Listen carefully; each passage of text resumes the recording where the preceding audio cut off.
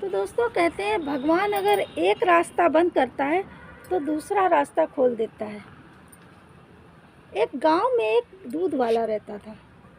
उस दूध वाले के पास एक ही गाय थी और वो उस गाय से ही उसका जीवन यापन चलता था। वो गाय का दूध निकालता था, वो दूध निकाल कर वो शहर में बेचने जाता था। उस दूध से जो उसको पैसे मिलते थे उससे ही वो अपने घर को चलाता था। एक शाम क्या हुआ कि वो जब सुबह दूध बेचने गया, शाम को उसके घर के पास एक तालाब था।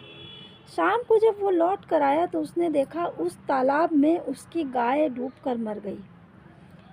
वो बहुत दुखी हुआ, बहुत परेशान हुआ।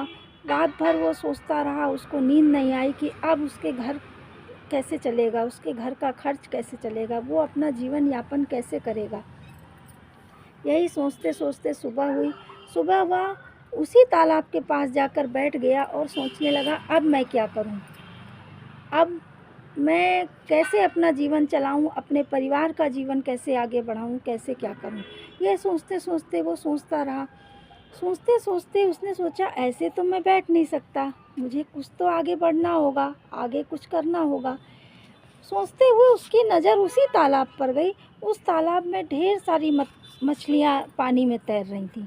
उसने सोचा, क्यों ना अब मैं, एक रास्ता बंद हुआ है तो दूसरे इसको करके देखता हूँ। उसने सोचा कि उसने उन तालाब की मछलियों को बेचना शुरू कर दिया। अब वो जब मछलियाँ बेचने लगा तो वो दूध बेच कर आता था, उससे भी ज़्यादा जब वो मछली बेचकर जो उसको आमदनी हुई तो वो उसको दुगनी आमदनी हुई। तो वही कहते हैं कि अगर भगवान हमारे लिए एक रास्ता बंद करता है तो दूसरा खोल देता है।